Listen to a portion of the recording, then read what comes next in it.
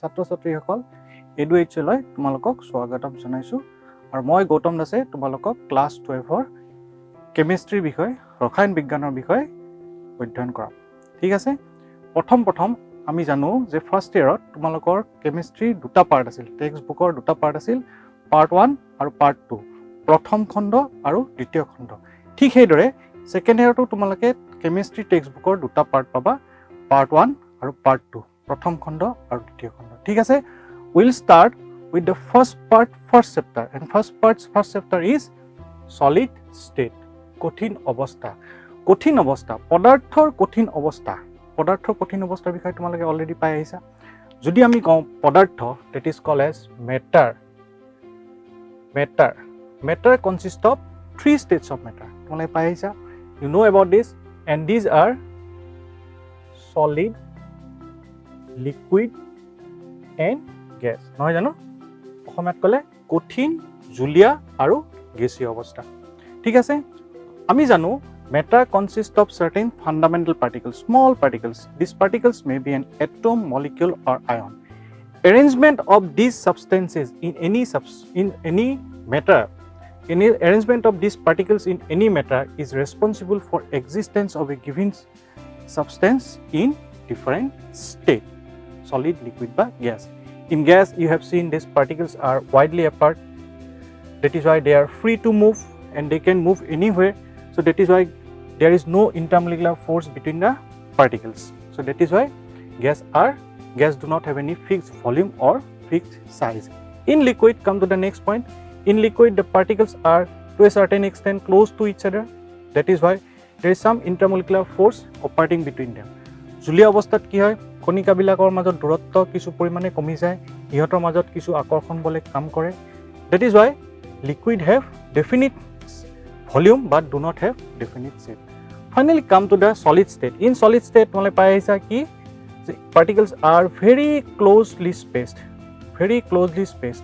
so intermolecular force is very strong solidত কি হয় আন্তঃআণৱিক বলটো যথেষ্ট বেছি হয় সেইকাৰণে মলিকিউল বিলাক খুব ওচৰা-ওচৰিকে লগ লাগি থাকে that is why solids are rigid and solids are strong so already তোমালোকে পাই আহিছা লিকুইড আৰু গেছিয়াছ অৱস্থা ইন স্টেটস অফ মেটাৰত আমি লিকুইড আৰু গেছিয় অৱস্থাৰ বিষয়ে ফাৰ্স্ট ইয়াৰত পঢ়ি আহিছো so second year our discussion will be confined only to solid states so before we go for the details of solid states we should learn something about characteristics of solid so write it down characteristics of solidৰ কি বিশেষত্ব আছে characteristics of solid আমি solidৰ কিছুমান বিশেষত্বৰ বিষয় কম already তোমালোকে এইবিলাক বিষয় পাই আহিছা solids have definite shape and volume solidৰ নিৰ্দিষ্ট আকাৰ আৰু আয়তন আছে obviously solid বিলাক যেহেতু particles বিলাক closely log লাগি থাকে the particles are closely associated that is why solid have definite shape and volume আৰু কি দেখিছা what you have seen in solids the intermolecular distances are short আন্তঃআণৱিক দূৰত্বটো কম obviously because as molecules are held by strong attractive force they are very close to each other এখানে কণিকা বিলাক খুব ওচৰা-ওচৰিকে লগ লাগি থাকে এখানে intermolecular distances are short number 3 intermolecular forces are strong আন্তঃআণৱিক বলটো যথেষ্ট বেছি যেহেতু হিহঁতে খুব ওচৰা-ওচৰিকে লগ লাগি থাকে solidত আন্তঃআণৱিক বলটো যথেষ্ট বেছি that is why the intermolecular forces are very strong and because of these properties there is one more properties in solid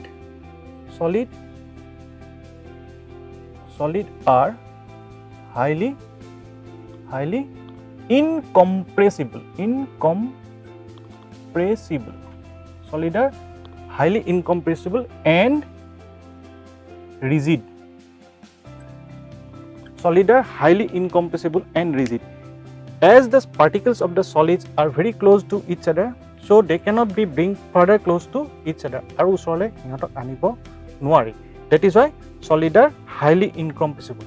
Hohoje honkusito koribo nuari. Aru hei karone solid bilak rigid hoy. Solid bilak dhrira hoy. So these are certain characteristics of solids. You have seen certain characteristics of solids. Now we will come to the next point, that is types of solids. We will enter into the actual classification, actual part of solid state, types of solid. আমি জানো solid বিলাক প্ৰধানকৈ দুই প্ৰকাৰত ভাগ কৰা হয়. These are crystalline solid, অসমীয়াত ক'লে crystalline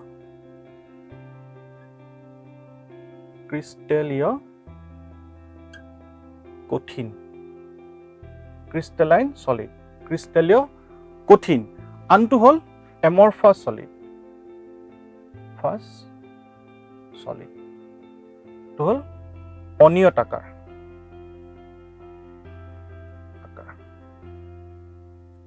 Now what is crystalline solid? In crystalline solid, the particles are very ordered fashion.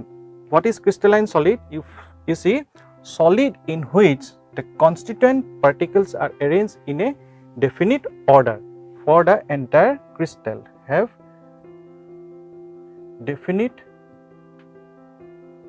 order for the entire crystal. Anate, what is amorphous solid? Amorphous solid, crystalline, the constituent particles are arranged in a short range order.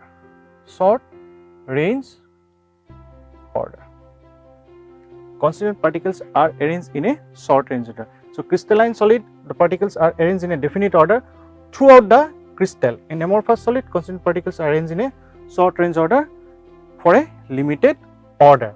You see, if you look at this in crystalline solid, if you look at this,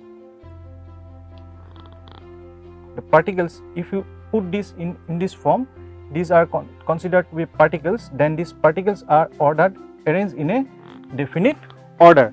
So you'll find that constituent particles have definite order, and this order is extended throughout the crystal. So that is why crystalline solid has definite order.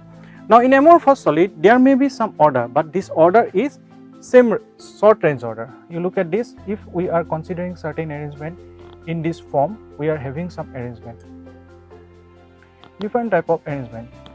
Here if you look at this, in this arrangement, if you look at this, the particle may have an arrangement, but that arrangement is limited. এই arrangement বিলাক যদি চাও, আমি arrangement বিলাকত আমি পাম যে কণিকা বিলাক এটা সজ্জাত যদি সজ্জিত আছে, সেই সজ্জাটো এটা অংশত আছে, that has not been extended to the next part. So সেই কাৰণে constituent particle has short range order. So crystalline solid has definite order throughout the crystal, and amorphous solid has short range order.